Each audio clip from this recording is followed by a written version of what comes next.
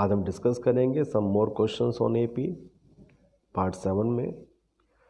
तो कल भी हमने एपी के अर्थमेटिक प्रोग्रेशन के कुछ इंपॉर्टेंट और एक्स्ट्रा क्वेश्चन को डिस्कस किया था।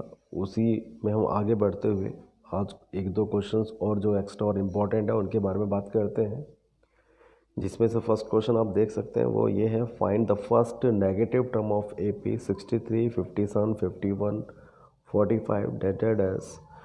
तो हमें ये जो एपी आपके सामने आपको नज़र आ रही है, इस एपी की फर्स्ट नेगेटिव टर्म को फाइंड आउट करना है। तो फर्स्ट नेगेटिव टर्म का मतलब इसमें ये है कि अगर हम इस एपी को आगे की ओर बढ़ाते जाते हैं, इसके नेक्स्ट टर्म्स को फाइंड आउट करते जाते हैं, तो एक टर्म इसमें ऐसी आएगी जो कि नेगेटिव होगी, क्योंकि ये एपी डिक्रीजिंग ऑर्डर में है। ध्यान रखिएगा, फर्स्ट नेगेटिव टर्म सिर्फ उन्हीं एपीज़ में फाइंड आउट कर सकते हैं जो डिक्रीजिंग ऑर्डर में होंगी। तो इस एपी को जब हम आगे की ओर आगे के टर्म्स इसके फाइंड आउट करते जाएंगे तो एक टर्म ऐसी आएगी जो कि नेगेटिव होगी। तो वो नेगेटिव टर्म कौन से प्लेस पर होगी वही हमें इस क्वेश्चन में फाइंड आउट करना है। तो क्या तरीका होगा वो देखिएगा भाई। अगर मैं first negative term find out करनी है तो उसके लिए हम करते ये हैं कि हम इसमें एन टर्म को यानी ए एन को लेस देन 0 पुट करते हैं। तो ए एन को लेस देन 0 रखकर हम फर्स्ट नेगेटिव टर्म की प्लेस को फाइंड आउट करते हैं। A n means n term less than 0 इसलिए क्योंकि नेगेटिव है, डेट मीन्स 0 से लेस देन होगी। ठीक है, तो एन टर्म को लेस देन 0 रखेंगे। एन टर्म के लिए फॉर्मूला यूज़ करेंगे a plus n minus 1 into d. ए की वैल्यू में पता है इसमें जो कि है 63। डी हम फाइंड आउट कर सकते हैं 57 माइनस 63 से, जो आ जाएगा -6। इसमें हम ए और डी की वैल्यूज़ को पुट करेंगे, -6 की ब्रैकेट में मल्टीप्लाई कर देते हैं। तो सॉल्व करके आ जाएगा 63 माइनस 6n प्लस 6, सॉल्व करके आ जाएगा 69 माइनस 6n लेस देन 0। ये लेस देन 0 साथ से चलता रहेगा। सॉल्व करेंगे इसे, 6n को हम RHS में ले जाते हैं तो 69 लेस देन 6n।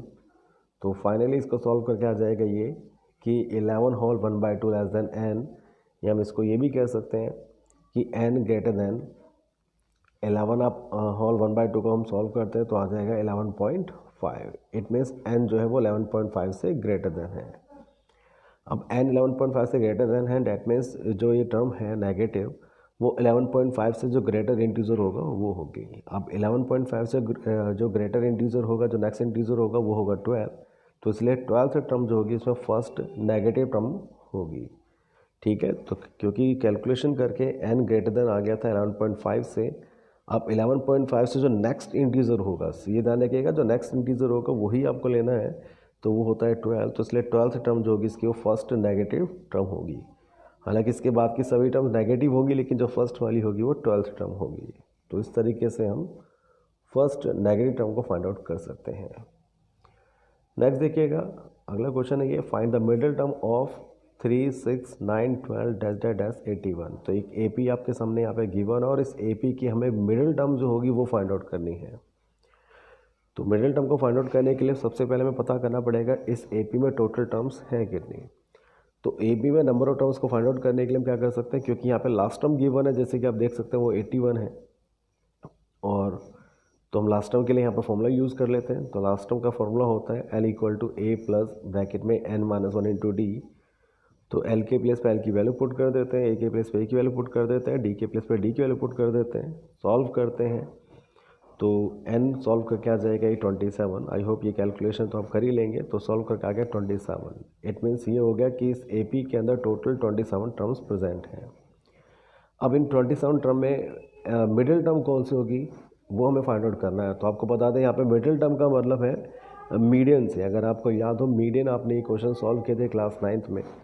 तो मीडियन का मतलब ये होता है कि जो भी आपको डेटा गिवन है उसकी मिडिल मोस्ट वैल्यू जो होती है उसका तरीका आपको बताया गया था। अगर नंबर ऑफ टर्म्स वहाँ पे ओड नंबर्स में है तो मिडिल टर्म को फाइंड आउट कर सकते हैं, मीडियन को फाइंड आउट कर सकते हैं हम n+1 होल अपॉन 2 से। अगर n वहाँ पे इवन नंबर में है तो मिडिल टर्म जो होती है वो n/2 th term plus n/2 + 1 th term के होल अपॉन में 2। ये फॉर्मूले हम मीडियन के लिए यूज़ करते थे। तो मिडिल टर्म का मतलब यहाँ पे मीडियन से ही है। तो क्योंकि यहाँ पर n27 है जो कि एक ऑड नंबर है, तो इसके लिए जो मिडिल टर्म होगी वो होगी n+1/2 th टर्म। n के प्लेस पर 27 पुट करेंगे तो सॉल्व करके आ जाएगा 14th टर्म। इट मीन्स जो 14th टर्म होगी डेटा की वो इसमें इस एपी की वो इसमें मिडिल टर्म होगी। अब उसकी वैल्यू को अगर मैं फाइंड आउट करना है तो 14th टर्म आपको पता है कैसे निकाल सकते हैं, a+13d से ए की और डी की वैल्यू पुट कर दीजिएगा जो कि आपके पास है, ए के प्लेस पे 3 और डी के प्लेस पे 3 पुट करेंगे तो आपकी मिडिल टर्म फाइंड आउट हो जाएगी इसमें 42।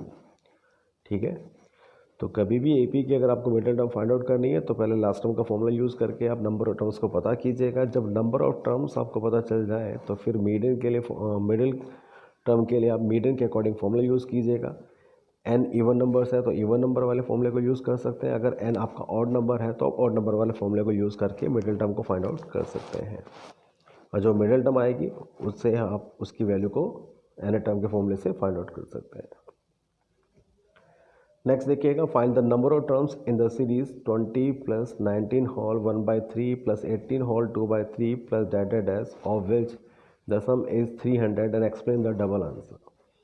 हमें एक एपी गिवन है, इस एपी का सम है 300। ठीक है, तो हमें पता करना होगा ऐसे कितने टर्म्स होंगे जिनका सम 300 होगा, और साथ ही साथ हमारा जो डबल आंसर आएंगे उसको एक्सप्लेन भी करना होगा।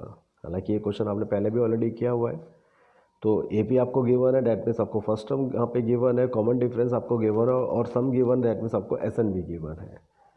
तो ए गिवन है 20, डी हो जाएगा second term minus first term, that means 19 whole 1/3 - 20, तो 58/3 - 20, तो सॉल्व करके आ जाएगा -2/3। एन हमारे लिए मिसिंग है, वो हमें फाइंड आउट करना है, और एसएन गिवन है 300। एसएन के लिए फॉर्मूला यूज़ करते हैं।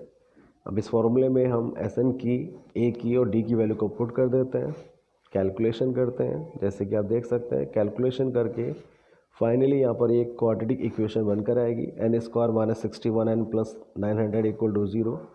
इसको फैक्टराइज करेंगे। ध्यान रखिएगा क्वाड्रेटिक इक्वेशन के अगर आपको फैक्टर्स नहीं पता चलते हैं, अब आपके पास एक दूसरा मेथड भी है जो आपने लास्ट चैप्टर में पढ़ा था, क्वाड्रेटिक फार्मूला। अब उससे भी इसको सॉल्व कर सकते हैं। हमने इसको फैक्टराइज किया, दो नंबर जिनको मल्टीप्लाई करके 900 आए प्लस करके 61 आए, तो वो होंगे 36 और 25। तो हमने 61n के प्लेस पर 36n + 25n लिखा। ठीक है, ब्रैकेट ओपन किया, इनको सॉल्व किया, तो सॉल्व करके n के आपके 2 आंसर्स आ जाएंगे यहाँ पर, n 36 और 25। अब यहाँ पर आप देख सकते हैं 36 और 25 दोनों ही आंसर यहाँ पर एक्सेप्टेबल हैं, क्योंकि दोनों ही वैल्यू पॉजिटिव है। तो इट मीन्स ये होगा कि इस एपी के 25 टर्म का सम जो होगा वो भी 300 होगा, 36 टर्म्स का सम जो होगा वो भी 300 होगा। अब यहाँ पर ये बात स्ट्राइक करती है कि भाई ऐसे कैसे पॉसिबल हो जाएगा कि एपी के 25 और 36 दोनों ही टर्म का सम 300 कैसे आ सकता है। तो यही उसमें क्वेश्चन में पूछा गया कि भाई डबल आंसर को आपको एक्सप्लेन करना है, तो आपको बताना होगा कि ऐसे कैसे पॉसिबल हो सकता है। तो आपको बता दें ऐसा पॉसिबल हो सकता है अगर इसमें 26 टर्म से लेकर 36 टर्म तक जितने भी टर्म्स आते हैं उन सभी का सम अगर 0 हो जाए तो वहाँ पर ये दोनों आंसर भी पॉसिबल होंगे। तो यहाँ पे 25 और 36 अगर दोनों टर्म का सम, क्योंकि 300 ही आ रहा है, तो इसका मतलब ये होगा कि 26 टर्म से लेकर 36 टर्म तक जितने भी टर्म्स हैं उन सभी का सम यहाँ पर 0 है। इसकी वजह से यहाँ पर डबल आंसर जो है वो पॉसिबल है। यहाँ लिख भी रखा है हमने, the sum of 25 as well as 36 term is 300 and this double answer is possible because the sum from the 26 term to 36 term is 0। तो 26 से लेकर 36 तक जितने भी टर्म्स हैं उन सभी का सम वहाँ पे 0 है। इस वजह से डबल आंसर यहाँ पर पॉसिबल हो सकता है, ये पॉसिबल है। भाई होगा क्यों? क्योंकि जो एपी है आप देख सकते हैं वो डिक्रीजिंग ऑर्डर में है। डिक्रीजिंग ऑर्डर में इसलिए क्योंकि डी यहाँ पर नेगेटिव है। ठीक है, जब वो डिक्रीजिंग ऑर्डर में तो होगा क्या कि 26 से लेकर 36 तक की जितनी टर्म्स होंगी उनमें आधी टर्म पॉजिटिव होंगे, आधी टर्म नेगेटिव होंगी, जिसकी वजह से वो प्लस माइनस होने की वजह से वो बैलेंस हो जाएंगे, डेट मीन्स उनका सम 0 आ जाएगा। तो इसलिए 26 से 36 टर्म तक का सम 0 बन जाएगा और ये डबल आंसर जो है वो पॉसिबल हो जाएगा। आगे देखिएगा, if the first term of AP is 2 and the sum of the first 5 term is equal to 1/4 of the sum of the next 5 term, then find its 20 term। तो कह रहे हैं कि एपी की जो फर्स्ट टर्म है वो 2 है और इसके फर्स्ट 5 टर्म का जो सम है वो इक्वल है 1/4 of the sum of next 5 terms, then find its 20th term. तो क्वेश्चन में फर्स्ट टर्म हमें गिवन है एपी की 2 और साथ ही साथ गिवन ये है कि जो एपी की फर्स्ट 5 टर्म का जो सम है वो नेक्स्ट 5 टर्म के सम का 1/4 है। ठीक है, अब इस कंडीशन को हमें यूज़ करना है और इक्वेशन ऑब्टेन करनी है, तो कैसे कर सकते हैं इसको हमने 2 तरीके से यहाँ पे सॉल्व करके आपको बताया गया। पहले आप फर्स्ट मेथड देखिएगा इसमें। ठीक है, हम फर्स्ट मेथड की बात करते हैं। तो इसमें जैसे कह रहे हैं कि फर्स्ट 5 टर्म का सम, डैट मीन्स S5। ठीक है, इक्वल है नेक्स्ट 5 टर्म के सम के। अब नेक्स्ट 5 टर्म को सम कैसे निकाल सकते हैं वो देखिएगा भाई। ये फर्स्ट 5 टर्म्स हो गई, इसके बाद ये नेक्स्ट 5 टर्म्स हो गई, ये फर्स्ट 5, ये नेक्स्ट 5। अगर आपको इनमें से नेक्स्ट 5 का सम निकालना है तो आप करेंगे क्या इसमें से भाई, टोटल मिला के कितने टर्म्स हो जाती हैं 10। अगर हम इन 10 टर्म में से फर्स्ट 5 टर्म के सम को माइनस कर देंगे तो बचेगा क्या यहाँ पर, वो बचेगा नेक्स्ट 5 टर्म का सम। तो डेट्स वाई हम नेक्स्ट 5 टर्म्स के सम को लिख सकते हैं S10 माइनस S5। ठीक है, S10 का मतलब सम ऑफ 10 टर्म में से हम सम ऑफ फर्स्ट 5 टर्म को माइनस कर देते हैं तो आपके नेक्स्ट 5 टर्म का जो सम है वो हमें फाइंड आउट हो जाएगा। तो इसलिए नेक्स्ट 5 टर्म्स के सम को हम लिख सकते हैं S10 माइनस S5, वो हमने लिखा। इसके बाद देखिएगा अब हम क्या कर सकते हैं, इसमें 4 को उधर मल्टीप्लाई में ले जाते हैं LHS में, तो आ जाएगा 4 into S5 equal to S10 minus S5। S5 को वाली टर्म्स को एक तरफ ले जाते हैं तो आ जाएगा 5 into S5 equal to S10। अब S5 और S10 के लिए हम कंडीशन को प्लेस कर देते हैं, क्योंकि S5 का मतलब होगा सम ऑफ 5 टर्म्स और S10 का मतलब होगा सम ऑफ 10 टर्म्स। तो जो SN का फॉर्मूला होता है, सम ऑफ n टर्म्स का जो फॉर्मूला होता है, उसमें हम एक बार n के प्लेस पे 5 पुट कर देते हैं और एक बार n के प्लेस पे 10 पुट कर देते हैं। तो यही काम हमने यहाँ पे किया है। एक बार हमने n के प्लेस पे यहाँ 5 को पुट कर दिया, ठीक है, तो ये बन जाएगा 5/2 2a plus 5 minus 1 into D. और ऐसे S10 के लिए हमने यहाँ पर n के प्लेस पे 10 पुट किया, तो ये बन जाएगा 10/2 ब्रैकेट में 2a प्लस ब्रैकेट में 10 minus 1 into D.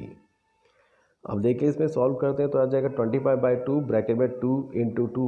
First term हमें गिवन थी इसलिए हम यहाँ पर a के प्लेस पे 2 पुट कर देते हैं। तो 2 into 2 plus 4d equal to 10/2 2 into 2 plus 9d। दोनों तरफ हम 2 से 2 को कैंसिल कर सकते हैं, जैसे कि आप देख सकते हैं यहाँ पर वो हमने कैंसिल किया तो ये आ जाएगा। और फिर 25 से अंदर मल्टीप्लाई कर देते हैं तो 100 plus 100d equal to 40 plus 90d। D के टर्म्स को एक तरफ ले जाते हैं तो डी सॉल्व करके आ जाएगा -6।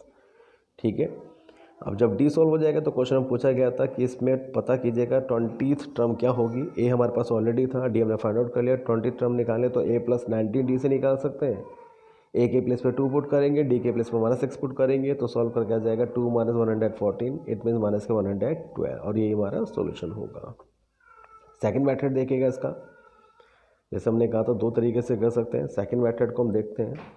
तो हमें गिवन था ये कि सम ऑफ फर्स्ट 5 टर्म, तो सम ऑफ फर्स्ट 5 टर्म्स को हम क्या लिख सकते हैं, तो इसको हम ये भी लिख सकते हैं a1 plus a2 plus a3 plus a4 plus a5। तो सम ऑफ फर्स्ट 5 टर्म को ये लिखा जा सकता है, क्योंकि फर्स्ट 5 टर्म्स यही होती हैं। वो इक्वल है 1/4 of sum of next 5 terms. अब 5 के नेक्स्ट जो 5 टर्म्स होंगी, ठीक है, 5 टर्म्स के बाद में जो नेक्स्ट 5 टर्म्स होंगी वो कौन कौन से होंगे, 6 7 8 9 और 10। तो इसको लिख सकते हैं 1/4 इंटू में a6 plus a7 plus a8 plus a9 plus a10। That means sum of next 5 terms होंगी वो ये होगी, इसलिए इनको यहाँ पर लिखा गया है। तो फर्स्ट 5 टर्म का sum that means a1 plus a2 plus a3 plus a4 plus a5 equal to 1/4 next 5 terms का सम, तो वो होगा a6 plus a7 plus a8 plus a9 plus a10।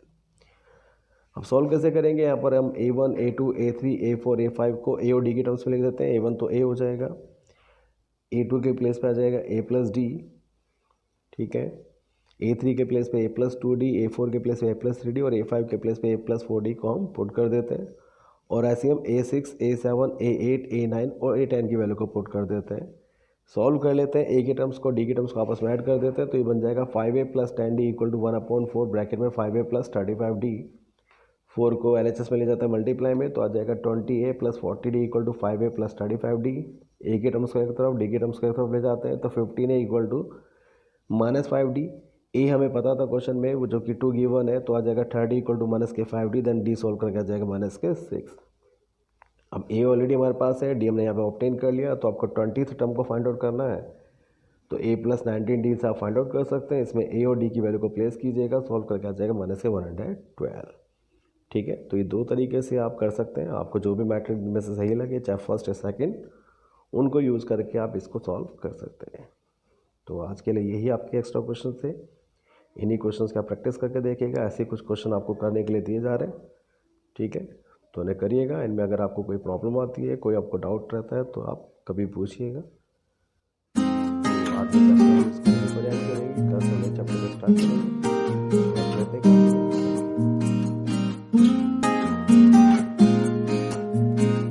है।